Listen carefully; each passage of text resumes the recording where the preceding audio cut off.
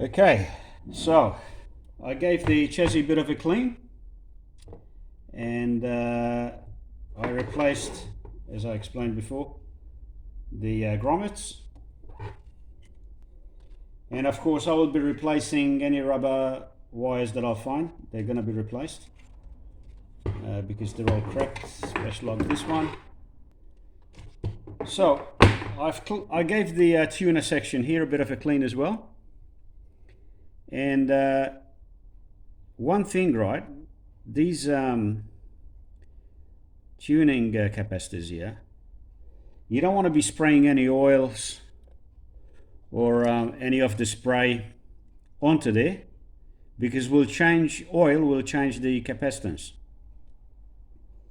So just alcohol, isopropylene, and that should be fine if you want to clean it. And same thing with the though these are got very big gaps, the main tuning capacitor, don't put any oil on it, and just oil the bearings here, which I still have to do. Also, while I've had it here, it's got the frequency switch change.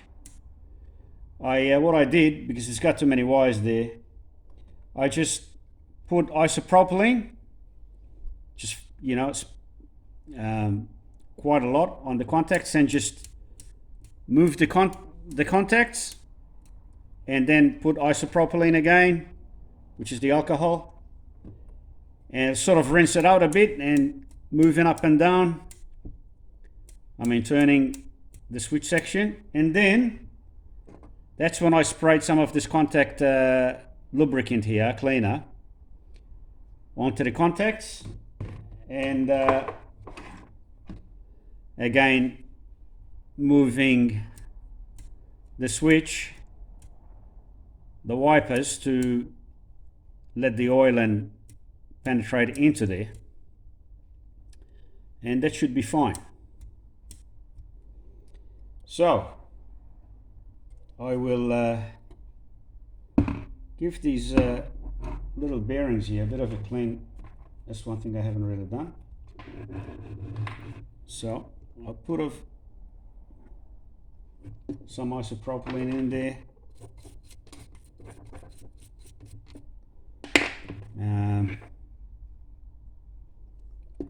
And looks like there's some missing. Normally it's full.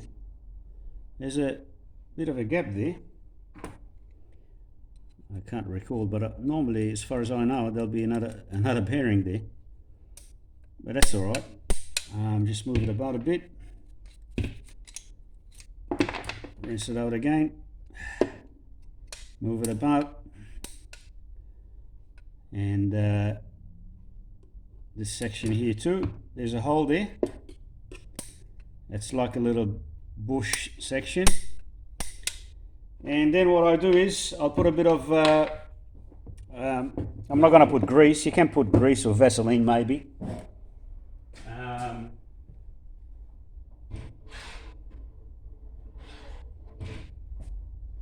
But I'll put some fine machine oil here, Zinger,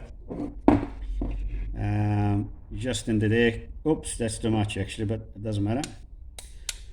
I only want to put a couple of drops, and through the hole here. Okay, and I'll move about so the oil will get in there. Okay, and we'll lubricate that section. And now I need a bit of a clot. Wipe the excess oil. Same on here.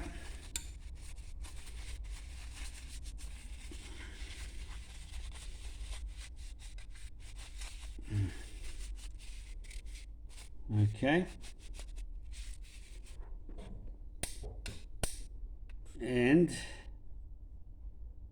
here, if you want the tension springs, I can put touch of oil there as well.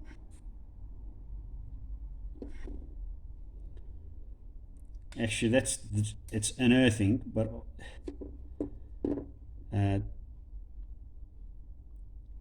oops, too much. But I'll let it drip this way, it will drip down. It's actually a bit of a spring tension, and also it's acting as an earth. Grounding. It's good to have some oil there to keep it clean. I know oil is a bit of an insulator there, but the pressure, it's very thin oil, so we'll be okay. The pressure of the springs will still be enough to make a good contact. And just wipe. This paper here, it's actually hasn't got any lint on it. Special wipe.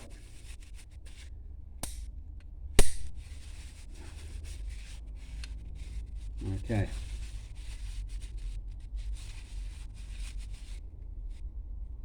So I can put it back in the where it needs to go.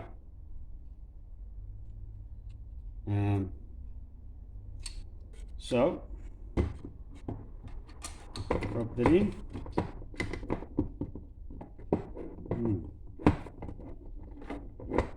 Okay, so that's done.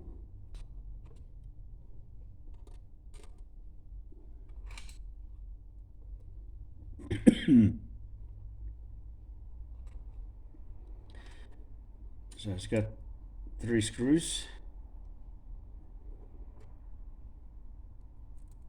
Okay, we stay away from underneath. And they had these nuts, which I don't really particularly like.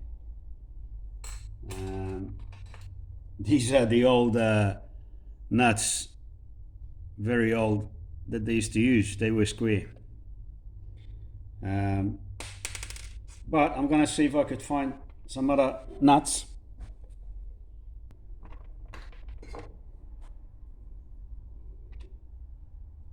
This would be probably Imperial. Let's see. Yeah. People might say I'm changing the originality of the radio. But guess what? I like to make things better if I can. Plus that's a brass screw, and then it's a steel nut. Then these are steel.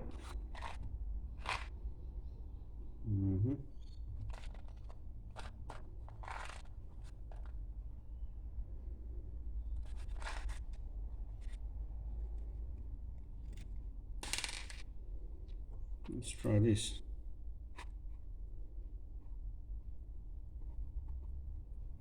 Okay, so we're in business.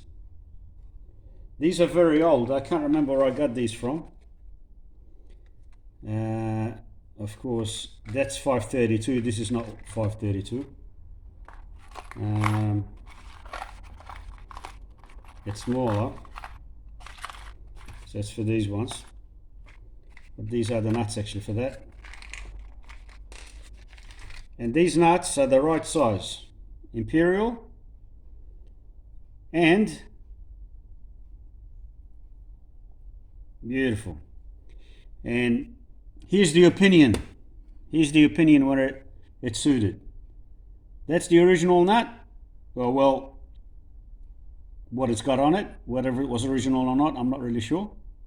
Okay. And here is the nut that I've put. Hexagon. So you can say that's my opinion. It's correct. It's my opinion. I think this nut is better.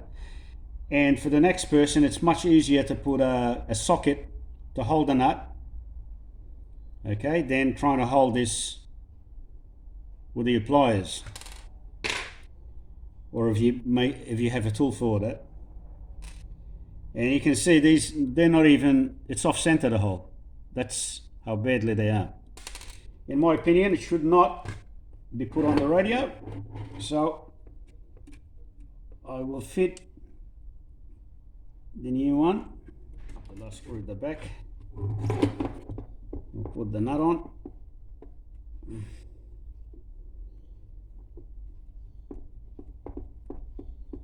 Okay. Lift it up until the spacer would lock. Still a lot of pressure on it. And in that way, it's not going to come. That idea with the two grommets, one inside the other one, I picked that up from David Tipton, the restorer on YouTube. So good idea, mate. I've used it.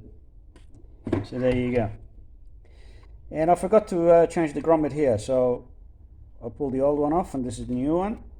This is for the power in. Okay, so I've got the transformer here, and I'm gonna actually put it in the radio now. So here it goes. Something like this. Okay. These wires are flexible enough that I can feed them after I fit the transformer. So the way this one is,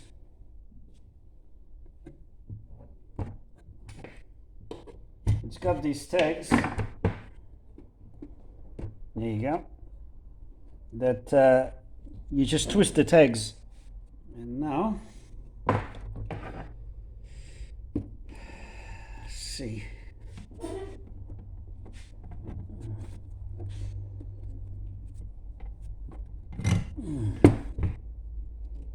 Bit of a twist.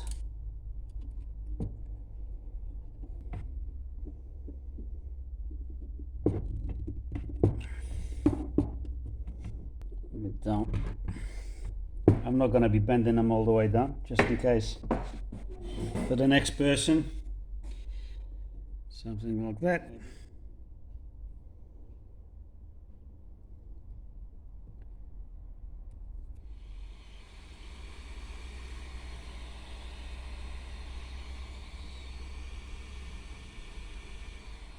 Okay, so I'm gonna solder some of the wires back, the ones I hadn't soldered. Okay, back to the radio here. I've just funny, I just realized now my eyes are not that good, and I think it makes a difference. I used to notice things straight away. But this IF coil here, it's clearly, right, not the original one. Because if you see here, there's the hole and there's the screw to tighten it, and it's just not through the hole. It's actually a smaller coil, and probably maybe I should have realized that it's not the same size here. So somebody have replaced this before. That's not original. And I sort of don't like that. Not that there's anything wrong with it, it still works, but just don't like this, how it is. I'm gonna see if I could make this a bit better. So I'm gonna remove this this coil here.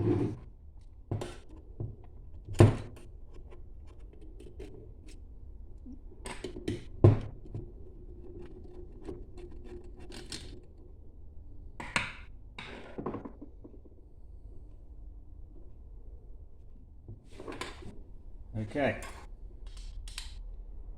I'm going to remove the cover. Let's have a look what's happening with this. Well, I got it apart now.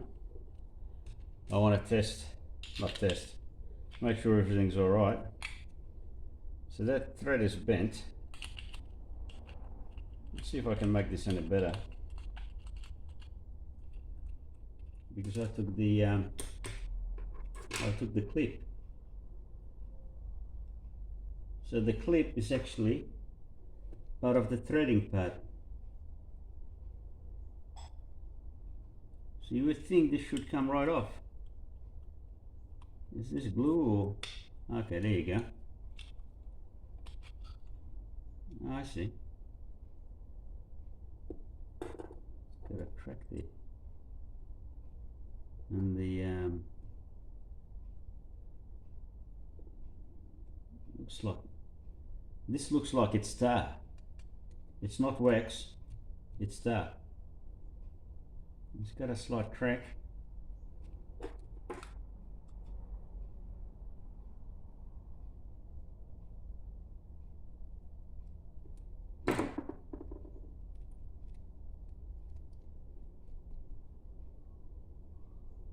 So they tar over it, which I don't really like that.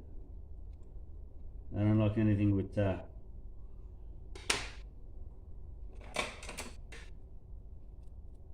Because that means if you try to take that off, it most likely will damage the wire. See, that's part of the wire here. Is that coming on camera? Yeah, wire of the coil, and there's the other one there. Now in this case, where they should use wax, they use tar. So there you go. Oh well, anyway, as far as I know, this is okay. So I will not, I'll just give it a bit of a clean and just leave that alone. People just change things and put whatever. You would think, yeah. So they've bent that in. Okay, I know what they've bent it to make it fit. Couldn't they work out a better way than that? Well, I don't like things bent, so whether it's going to break now, I'm going to take a risk. I'm going to bend it back just straight. I will slot that because this is a very strong chassis. It's not going to make any difference. Let's see if this tool can do it.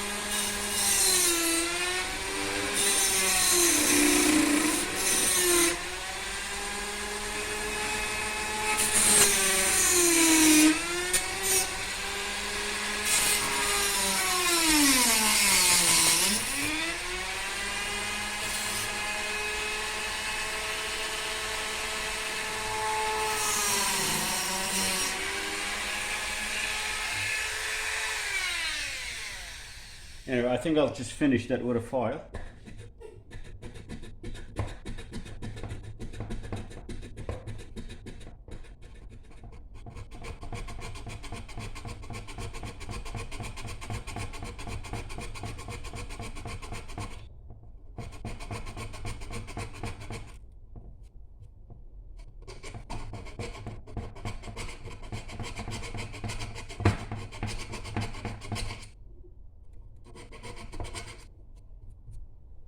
Let's see if this fits for a start.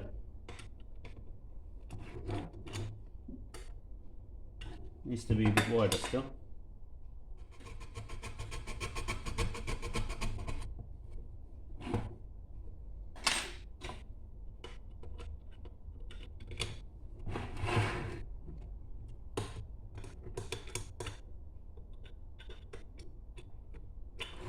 This one's still.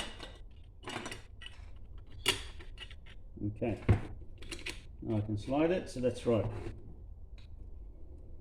So now I can tighten that exactly in the center of the hole. So that's how that's going to stay. If I had obviously you have the right one, you put the right one in there, but that's what I've got. And we'll have to do it.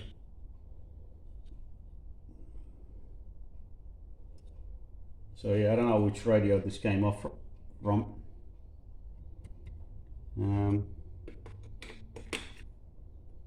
Smaller coil.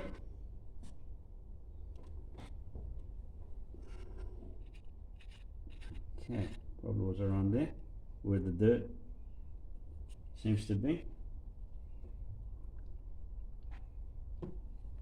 Haven't done is test, make sure the coil's not open circuit now after taking it apart. So one's the primary, one's secondary, don't really know which one. Continuity there, nothing there, and this should be the other side of the coil. Yeah. Yes, I wasn't even showing that.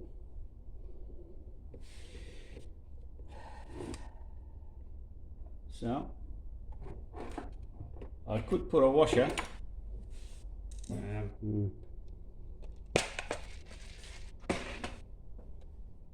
Okay, so what I did is I put a just a star washer here, and I put a washer under there too.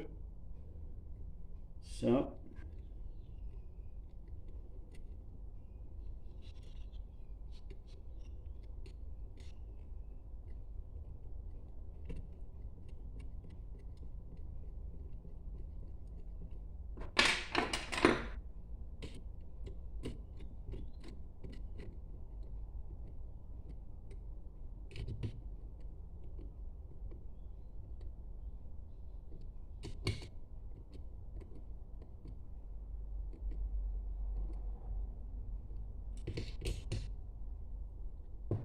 then it's got the wire to go to the volume pot, and I will replace that. And it goes through this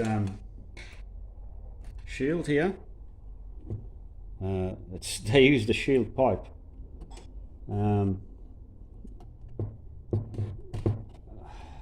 know why they didn't just use a shielded cable, but anyway, I'll keep that the same.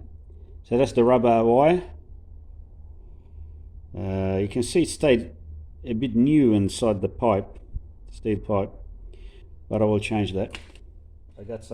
I got brand new wires as well. These wires aren't new, it's just the rough cuts. I keep them and I never use them. I just keep putting straight off the reel. So I thought I'll use it on this. So it's much thinner. It's easier to go through this.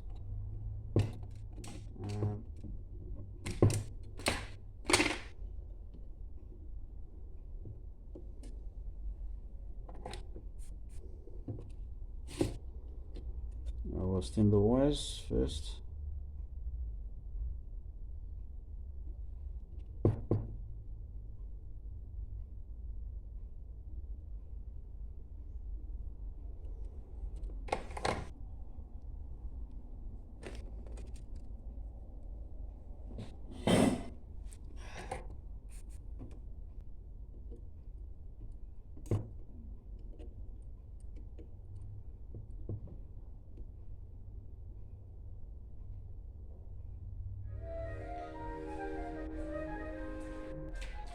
and that's the potentiometer someone have put in it, which it hasn't got a switch on it.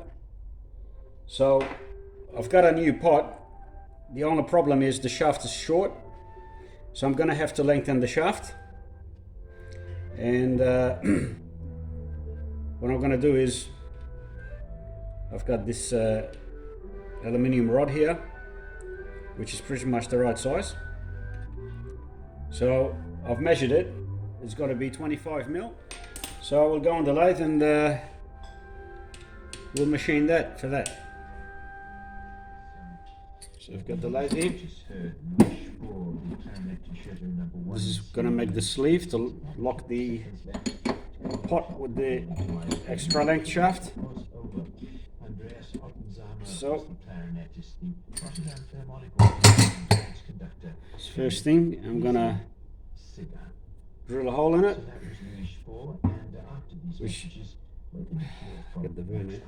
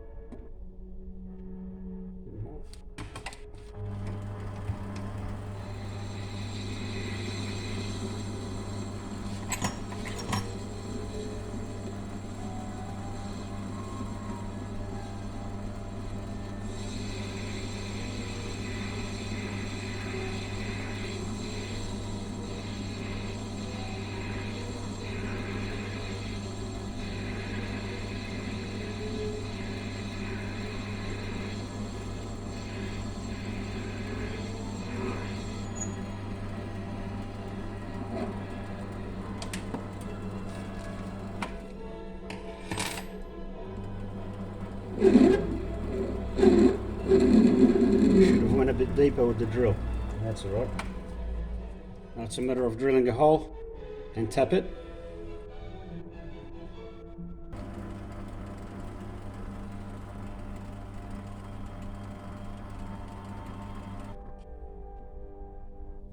Let's measure this. 5.6, 5.79.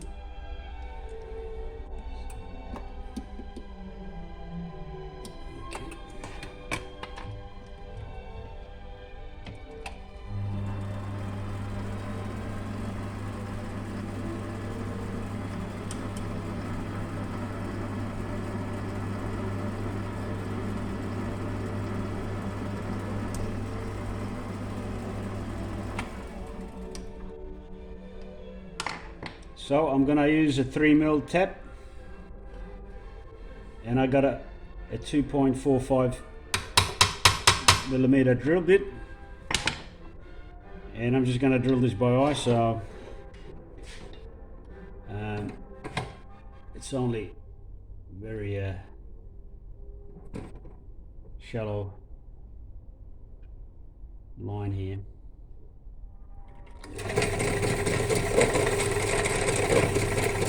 Get where the lens, so I can see.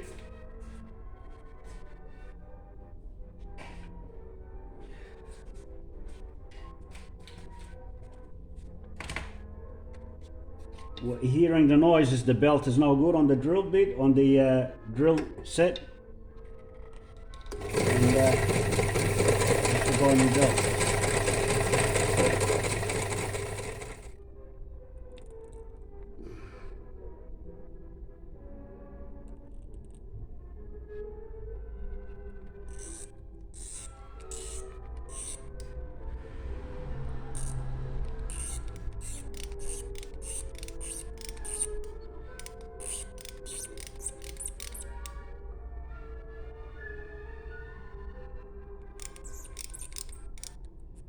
Okay.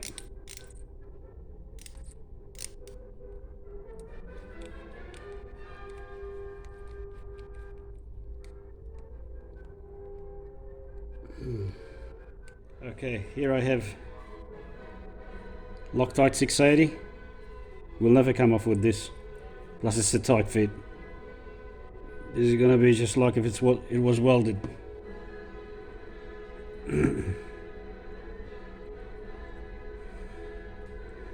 So I'm going to try to press it in.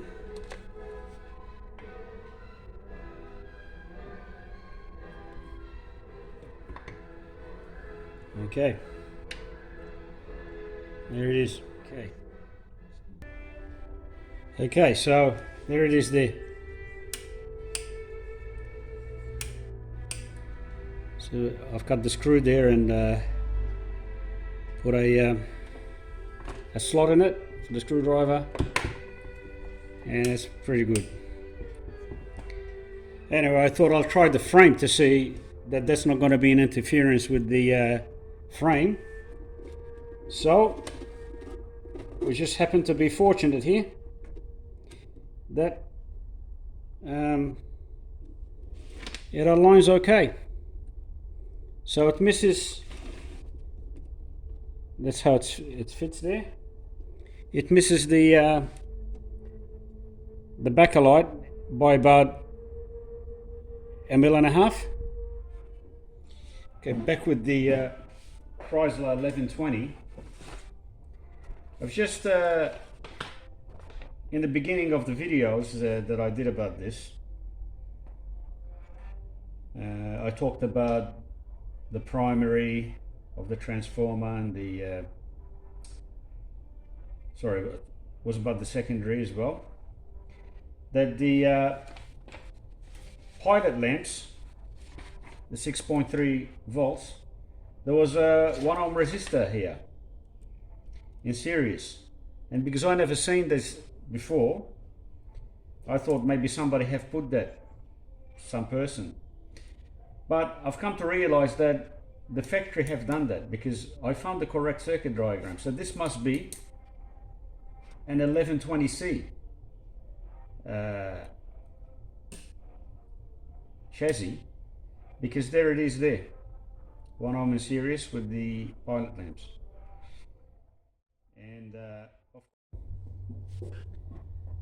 all right, we're gonna fit this 25 picofarad capacitor that it's missing. It was missing out of this 6G8G valve. It goes between pin 3 and pin 4. So it goes here. So I'll cut the legs a bit short. Goes in the hole.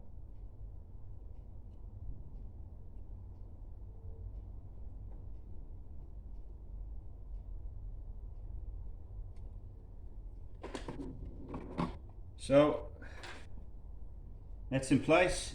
I've put all the capacitors around the circuit here and the resistors.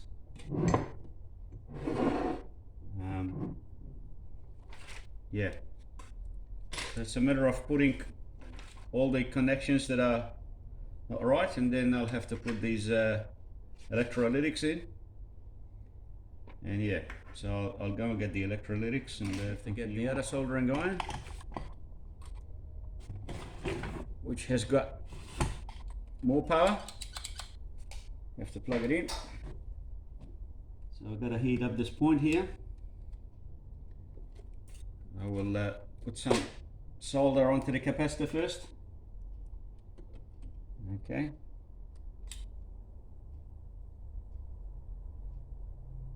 It's ready to go. It's going to fit in there. We've got to heat up this point.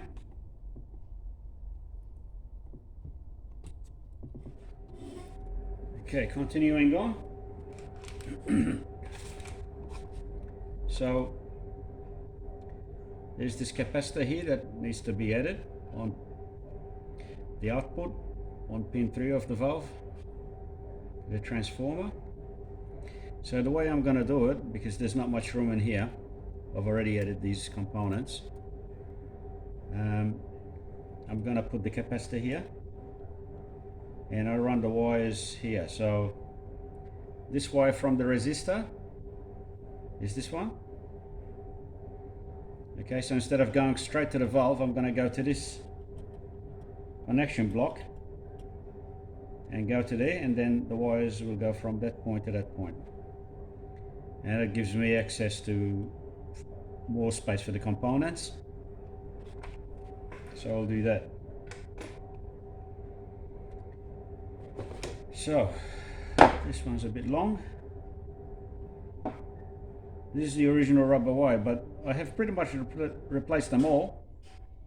But this one it's in very good condition, so I'm just going to leave it, just to leave some originality of the radio. So I'll cut about that much off.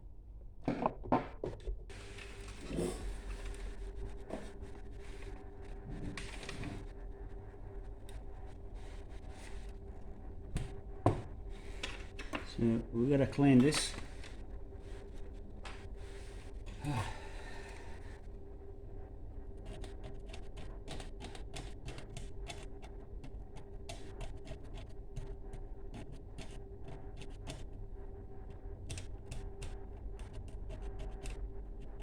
It's very tarnished.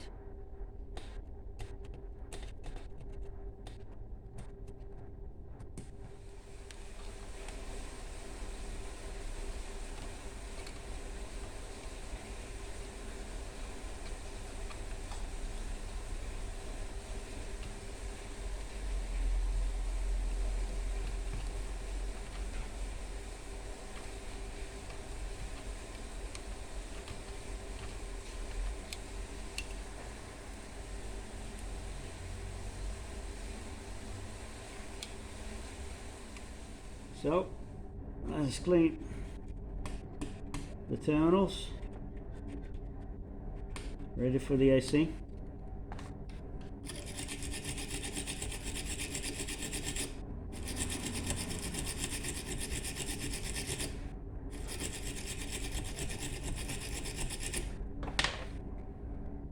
They're so tarnished I have to use the wire brush.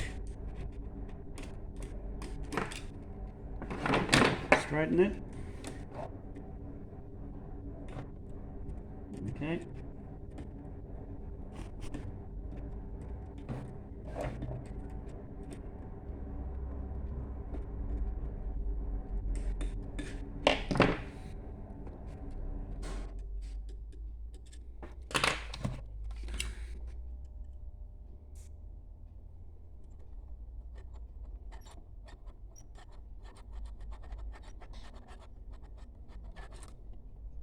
Some solder there, Roy.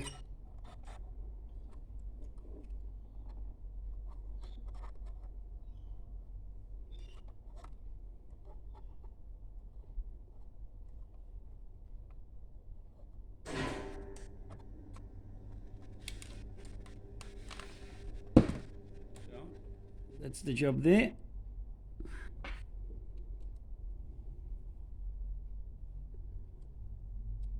So now it's a matter of hooking up the input to the audio transformer on those 2 points. That should be it. Now on here, at the antenna section, there's a 10 picofarad capacitor, okay, which is a mica one, and I don't believe this is original here. Oh, you can't see nothing. Okay, hang on a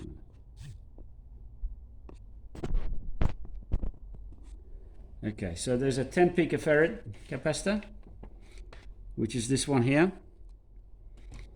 Okay, so we'll solder the capacitor here.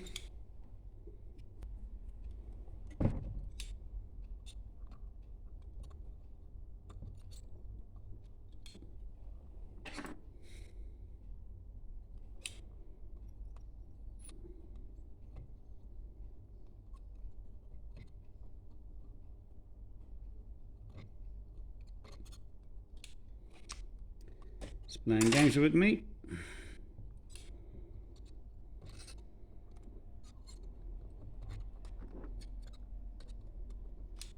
So for now I'll solder it like that.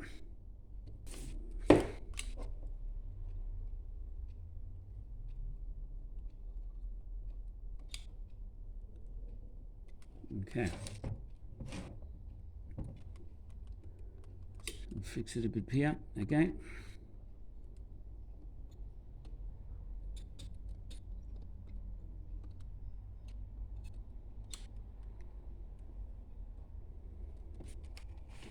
So that's the 10 picofarad microcapacitor in place.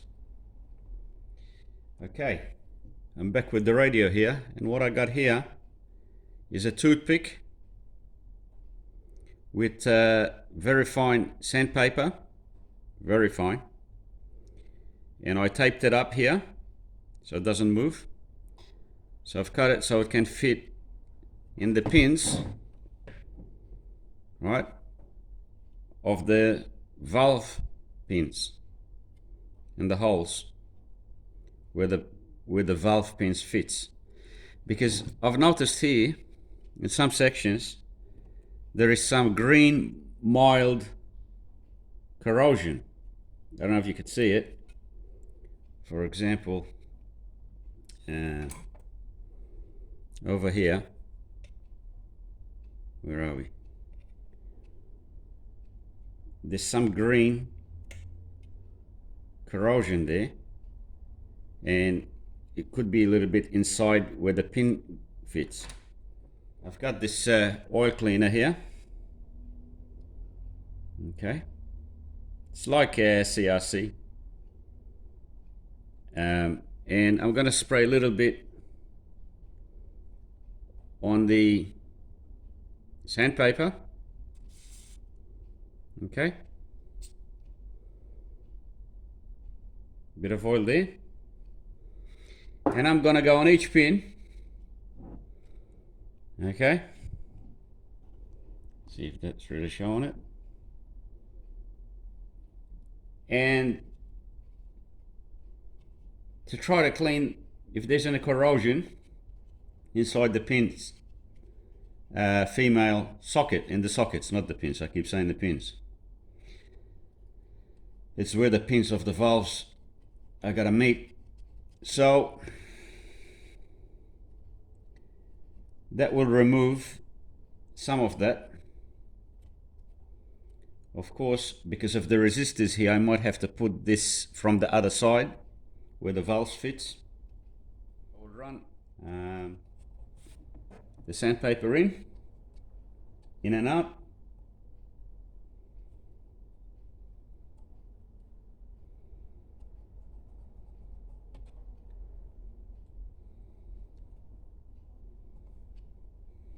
Yeah. And then once you do that, we can spray some extra oil in there. Okay.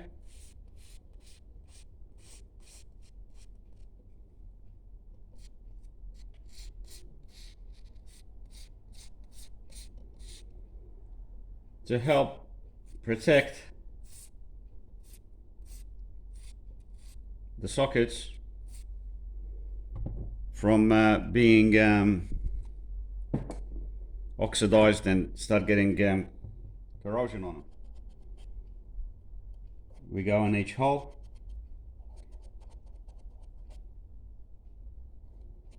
Not all these pins actually are part of the circuit. Some of them on the valve they are not used, and on the radio they are purely used to as a post for connections of joining the circuit together. So once you do that, then we can also, because I've put a lot of oil,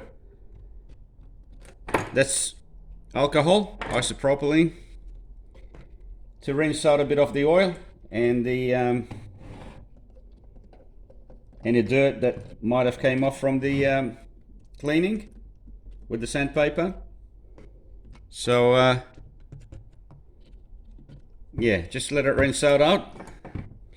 And as you can see on the bench there, some of the dirt's dripping out with the oil that I sprayed.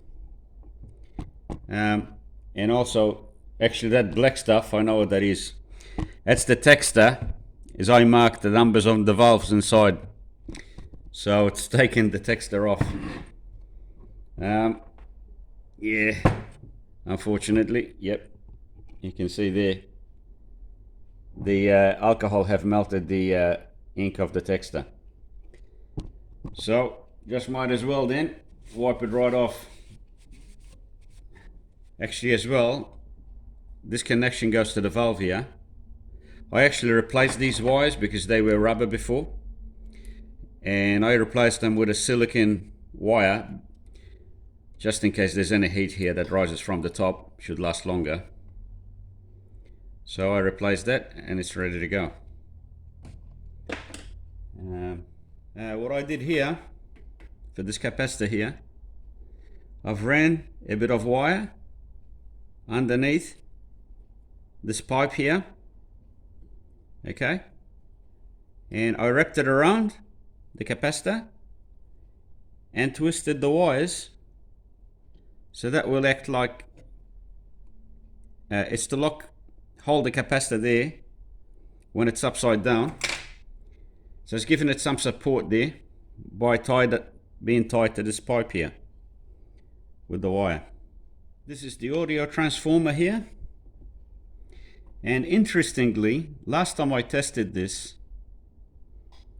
it went to, originally when I first had the radio, I measured it, it was 14 to 15k ohms on the primary, and then some months later I measured it and it went to around 30,000 ohms, 30k. Today, I'm measuring even less, 3.1.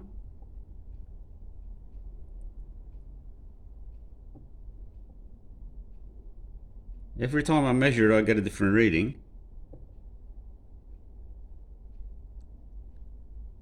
$3.3k. I'll try again with the other meter.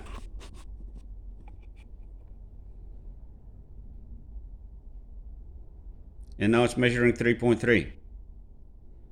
So obviously, every time I move these terminals, something's happening there. So it must have corrosion, as I suspected,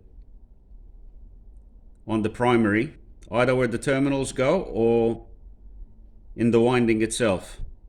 Now I'm gonna have to test it, and in reality this transformer should be rewound or replaced, but I will see what happens with it. And the new point connections that I created here under these blue and red wires, I made them, and that's the primary connector to the audio output, which is just on those 2 points there, okay, and the speaker there. And then I will use the variac at the top there, and I'll turn up the voltage slowly and watch the current meter, make sure that it's fine. Yes, I should have a dim bulb. I haven't had that set up for many years now. I used to have it in the past, but if you keep an eye on the current, you go up slowly, let everything warm up, you can quickly turn the voltage down if the current goes over what it should be. So that's what I will be doing.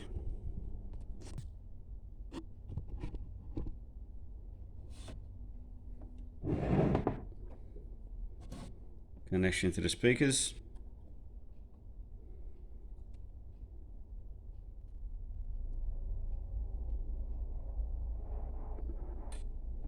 So this is only temporary for now.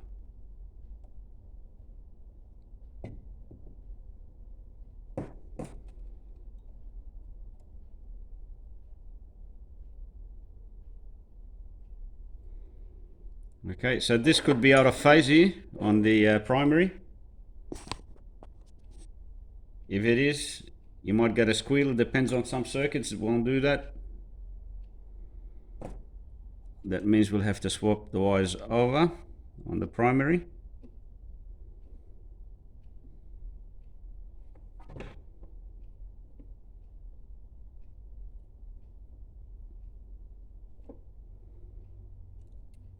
So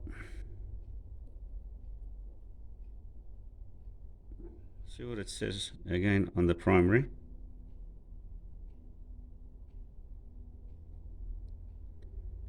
So now it's reading higher again. I'm reading about 5K. So if I go to these points here, which is the same points, now I've got 4.95K. So it tells you that this primary keeps constantly changing resistance. Okay, so I soldered the active where the switch is, and I cable tied the wire. Okay. So what I'm going to do is I'm going to hook up the meter here, voltmeter, onto the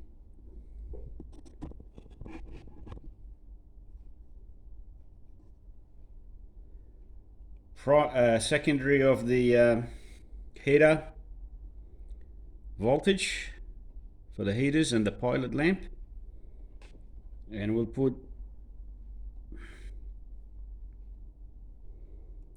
the negative, well, it's on the AC, the other point to ground.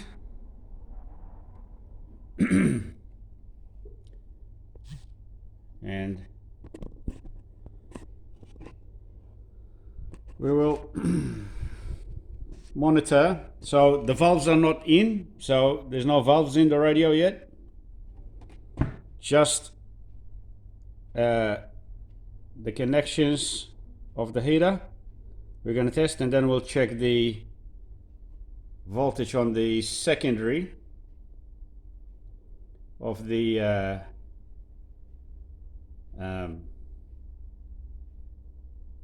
rectifying valve, which goes here, and we'll just check the voltage for now. So nothing else, there's no valves, we're just going to take it step by step. Okay, so I've got the AC connected, and we'll monitor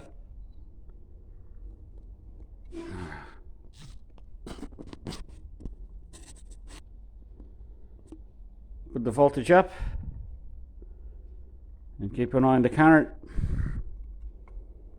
That's the heater side.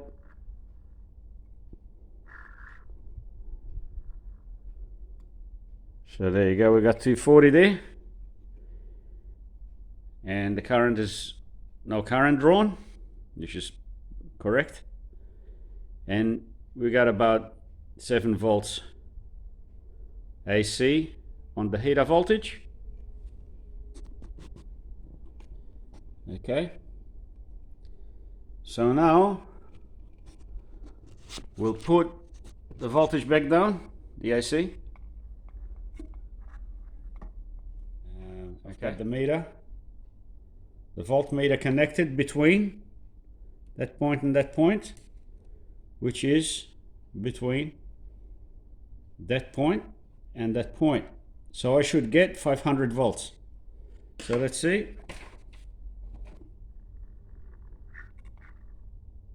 Okay, we just over voltage there. Yep, got to change the scale. Yeah, this meter that I have, it's it's manual, so go to 40.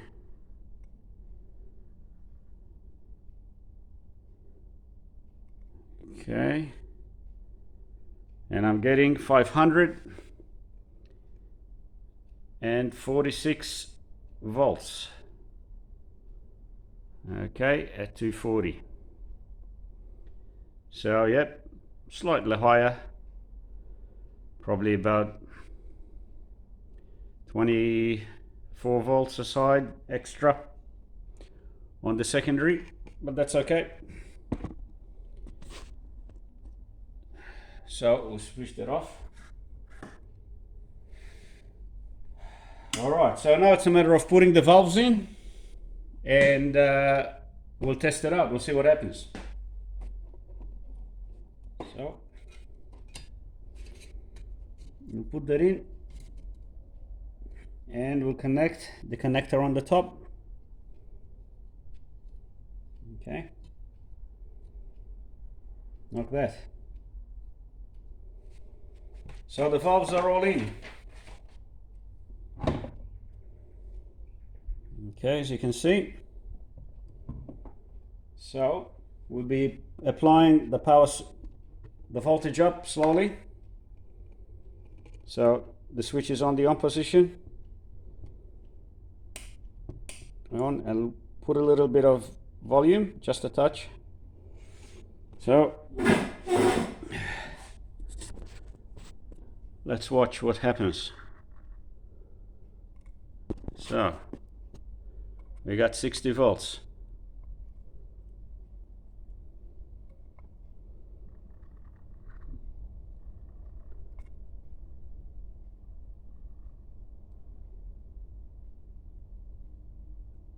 $150, little bit of current. So I'm on the 0.5 amp scale.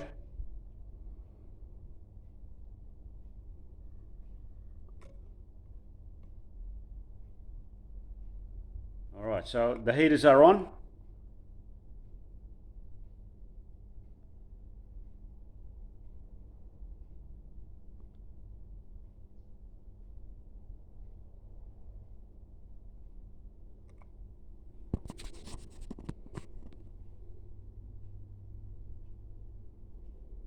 But I got no sound.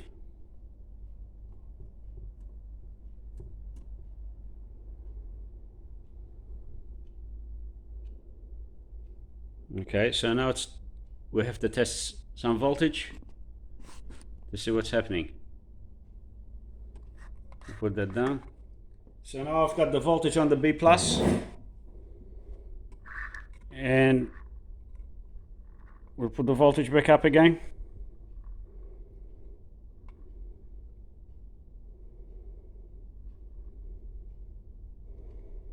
Keep an eye on the current.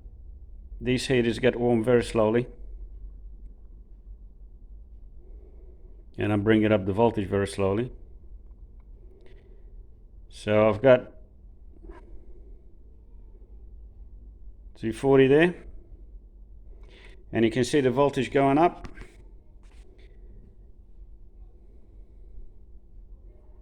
Okay, a little bit of current. I've got about 100 milliamps.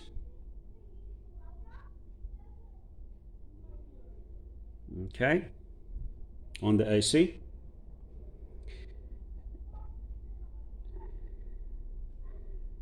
And I have still going up a little bit.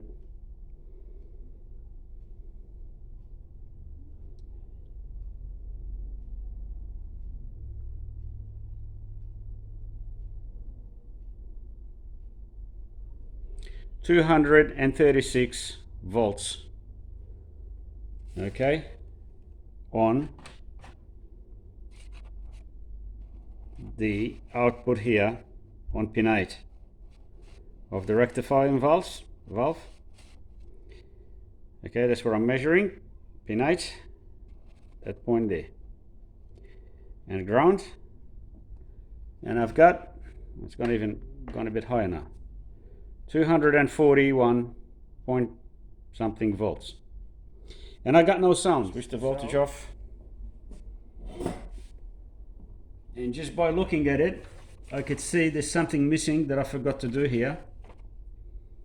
So pin 3 of the 6 GAG, okay, is got to go to the IF coil. Okay, now if I look at pin 3 here, 1, 2, 3. So this capacitor, the 25 picofarad mica, is in place. Right.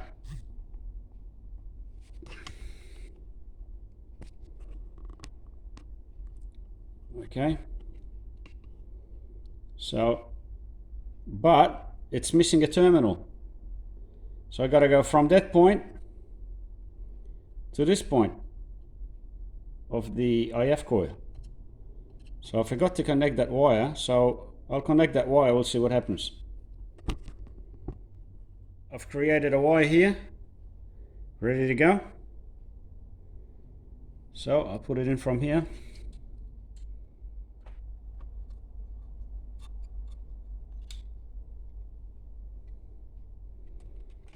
You can see the wire here, from that point around to that. Okay, so one more go. I'll put up the voltage slowly again.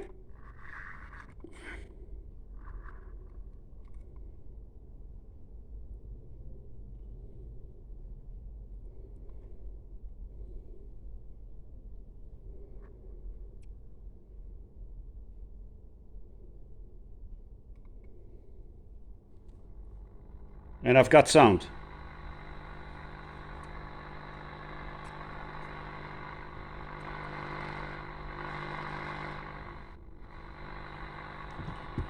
Okay.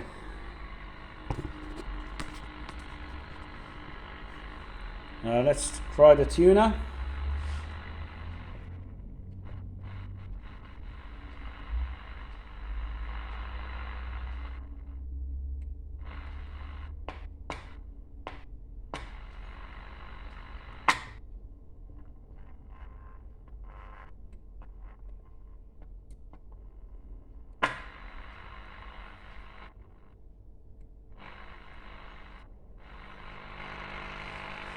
So I'll connect an antenna, well, a bit of wire actually.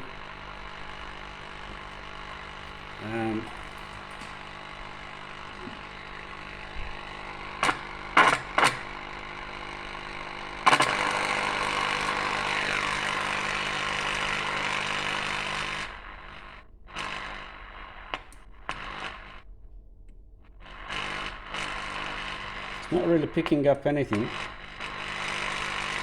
but there's something there.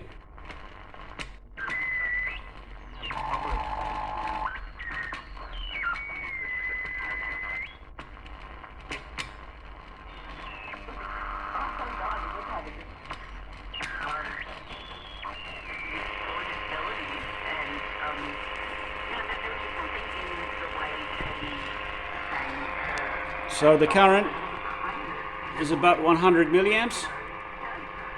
Okay.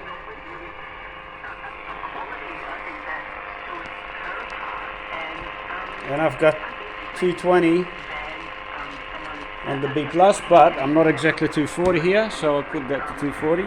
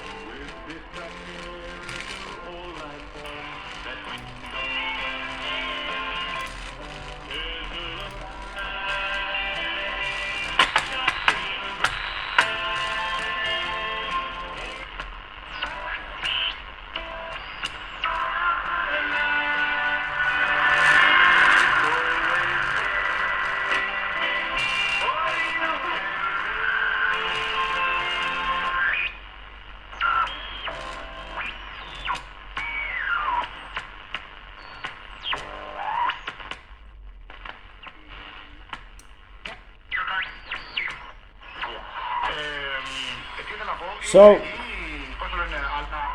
I remember that the second IF coil,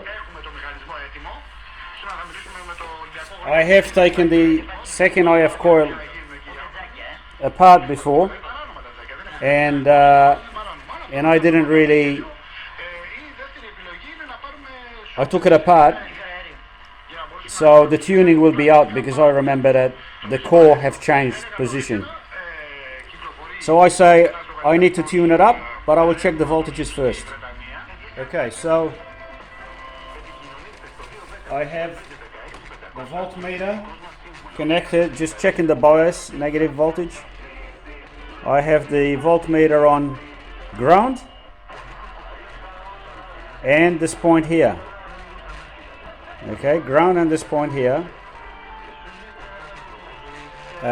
which should be, well, I'm measuring 13.8,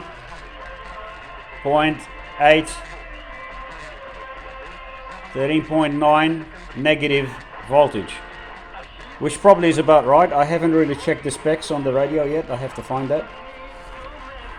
I need to get the voltage specs. So that looks like it's correct.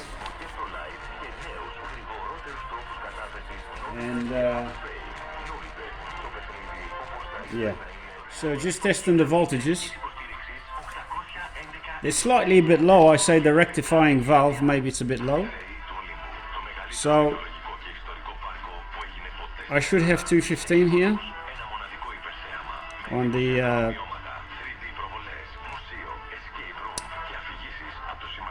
pin 4, and I've got 202 volts, so that's around 11-12 volts lower, not that much. So pin 3, which is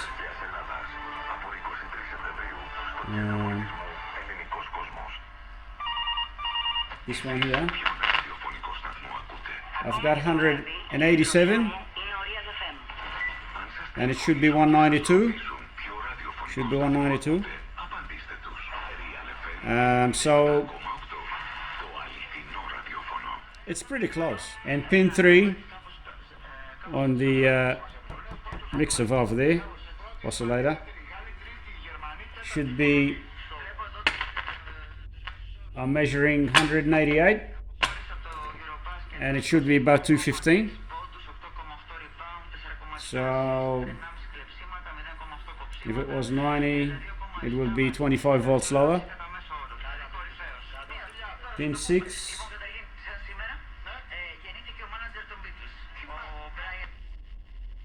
I'm measuring 82 volts and it should be 90 volts. So it's only 8 volts lower. Yeah.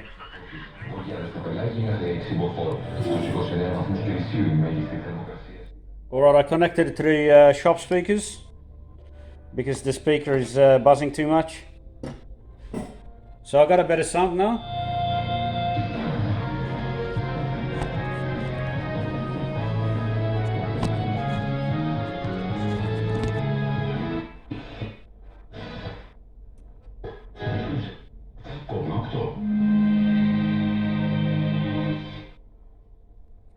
Okay, so I have the speaker here of the 1120 Kriesler. It's in bad state also. The cone end, the glue has come off the frame, as you can see. So fixing around here, what I'm going to do is, I've got this CD or DVD placement holder here. So I'm ripping off the plastic and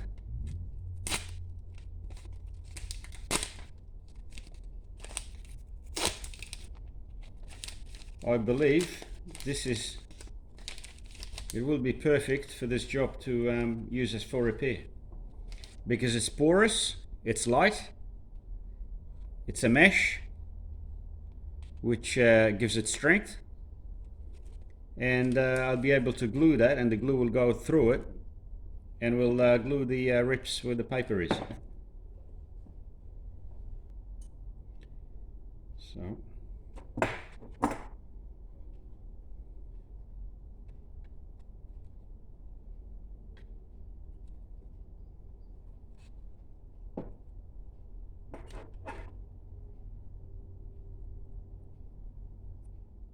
something like that.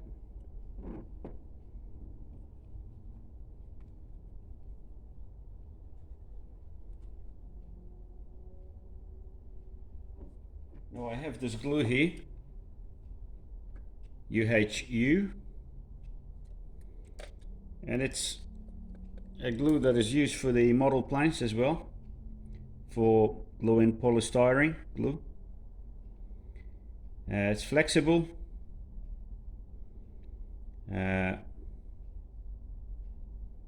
resistant to aging, it says. If you look, resisting to aging. So I think it's not a cheap glue, this, but I'm going to use this because I think it's good for this job.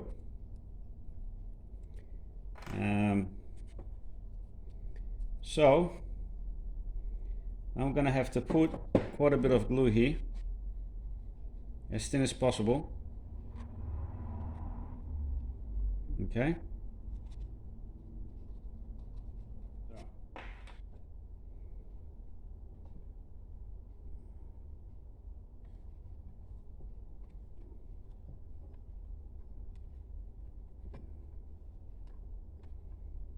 I'll have to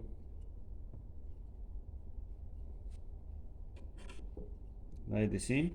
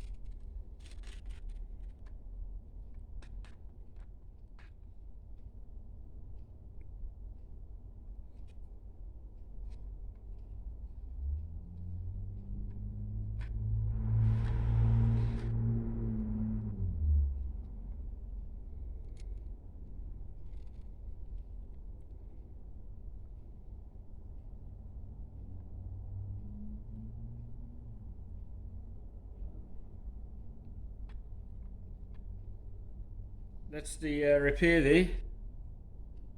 Okay. And I think that's okay. It's better than before. And it's not too much glue, just only where it needs to grip. So it's still going to be flexible and not too heavy. So now it's a matter of putting glue underneath the cone holder, the edge of the cone, to glue it to the frame. Okay, which is important, otherwise it's going to just vibrate and make a funny noise.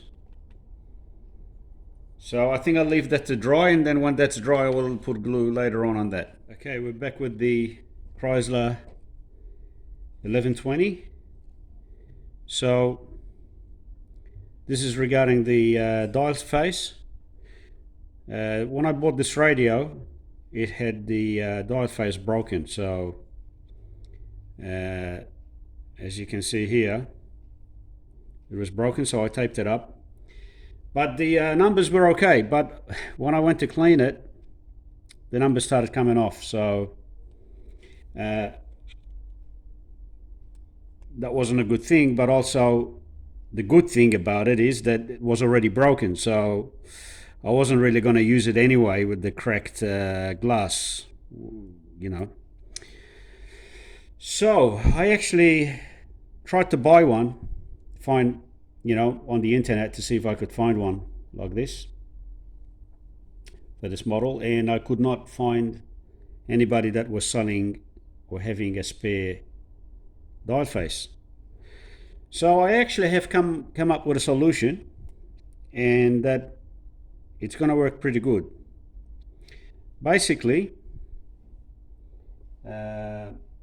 I have scanned this on the printer scanner just to get an idea of the actual size, and I've put it on Photoshop, and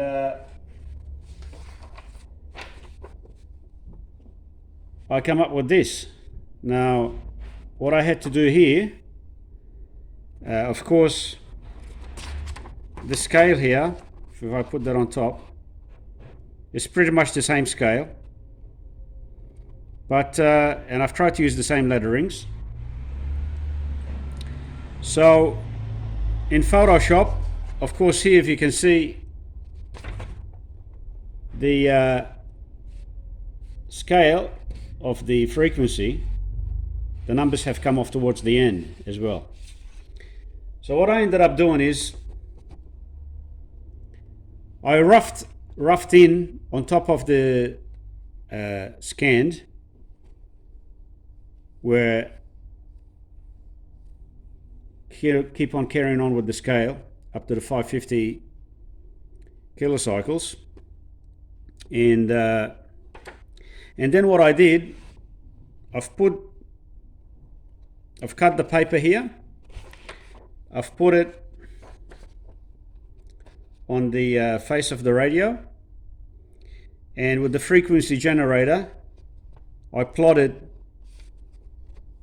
the frequency every 100 kilohertz, okay, and I recalibrated the section where it was missing.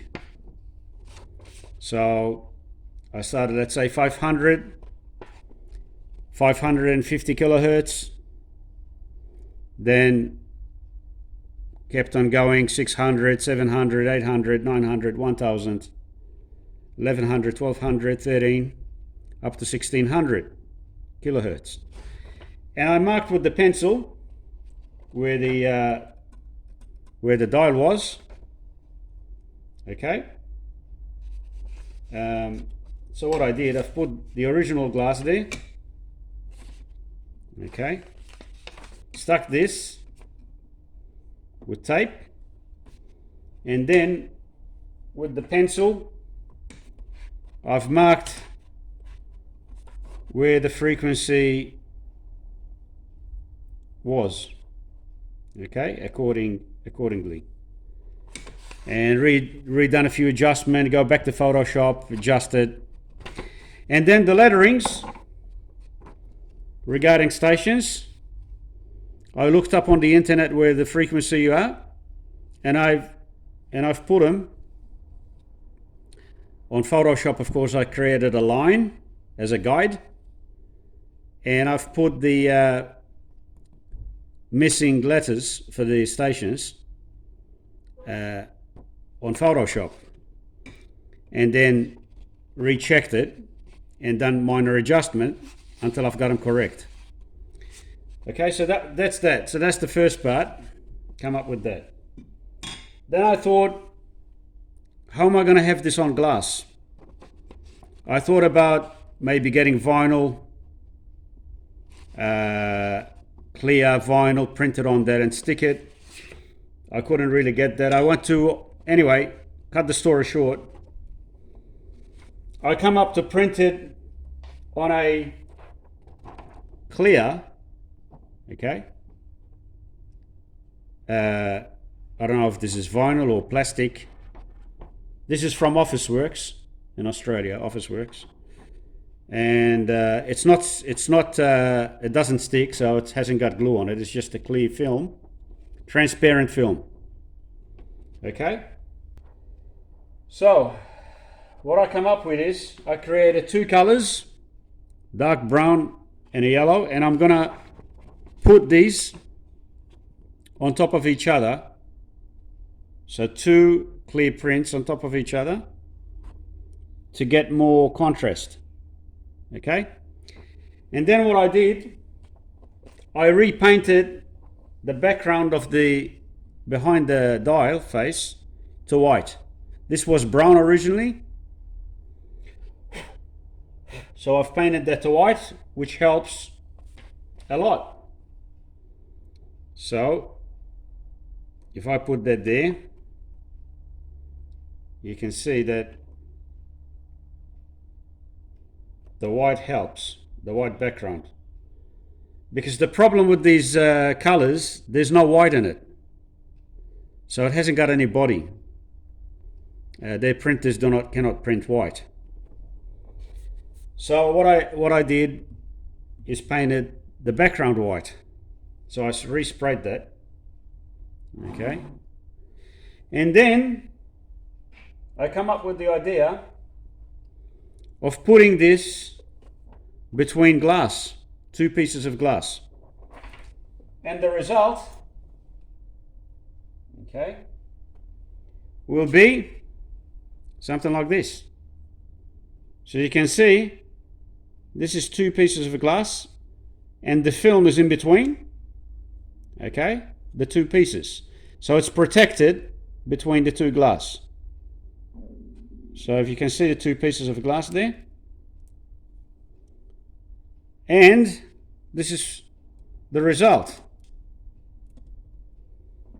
So that's the result that I come up with. And what I did, the dial needle, I painted it black since I've changed the background to white. Otherwise, white with white, it's hard to see it. So that's what I did. But because I had a few errors here, I reprinted the film, and I'm going to redo that. So I'm going to change this again. So where did I get the glass from? I'll just show you that. Now the glass, I went to the shops and bought a cheap picture frame. Okay? Which had the glass on it, and this is only like 1.5 thick, so it's thinner than the original. I think the original glass was around 3 mil, so this is about maybe a bit more than 1.5, so two pieces will come around the 3 mil anyway, plus the film. And what I did, I bought a glass cutter, okay, and I measured the glass and cut two pieces of glass. Okay? And then, as I explained, I've put the film in between the two pieces of glass. So the original glass, that's the original.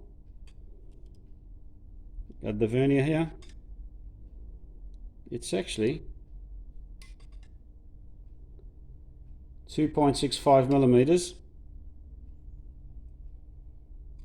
Obviously it's not exactly the same everywhere. There we got 2.6. Okay, and now my one came to 3.29, 3.3. Okay, so it came a bit thicker, but it came pretty good. And not only that, for Victoria, I added extra stations that are more relevant of today. Because most of these stations, the original back in 1949, they don't actually exist anymore. They don't transmit on those frequency and they're not longer around. So what I had to do is I put some rubber here. Okay. And you need some rubber. And I just widened up the holder that holds the glass here, where the globe is, to suit the glass. Okay? So there you go. So that's that part about the die face. So that's how I got away with it. And actually looks pretty good. I'll put the case. Okay, you can see, looks pretty good. And what you're seeing there is the blue lights that I did, a circuit. When you tune to a station, the blue LEDs will come on. According to the brightness will be according to how strong the station is. Okay.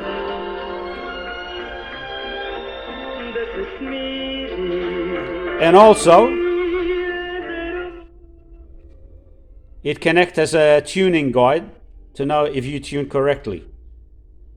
See that? That's brighter. So now it's tuned better.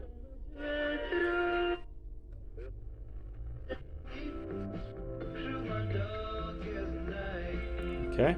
Frog call, Australian frog call version of Songs of Disappearance. Australian. 300 466. Distance around, making this shift. Sure, but I think, what we are presenting is the kind of change that is in. So what I did here, in the back of the we've had extremely positive radio from people who understand that the state library has to be a library. I'll switch the detune it. I actually built a loop antenna here, and the LEDs, I've drilled the back of the face steel and put 3 LEDs, blue LEDs. Okay, and there they are there.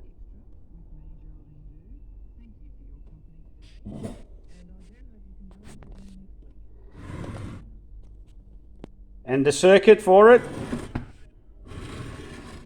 okay,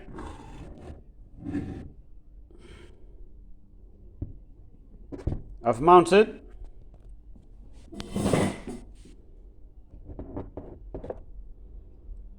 just there.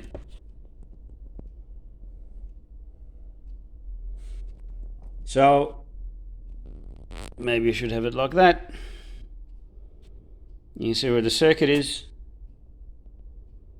Just an op amp here and some gain adjustment, and it's run off the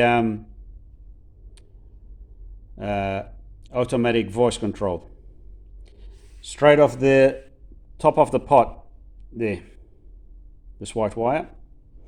But I'll show you on the circuit regarding that.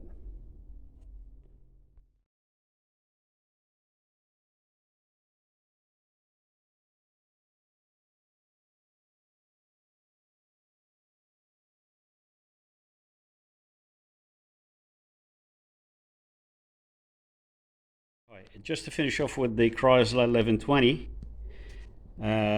instead of a fuse, I put a resettable temperature fuse. I put a 120 milliamps, 250 volt resettable fuse. You can see it there, in line with the AC cable. So yeah.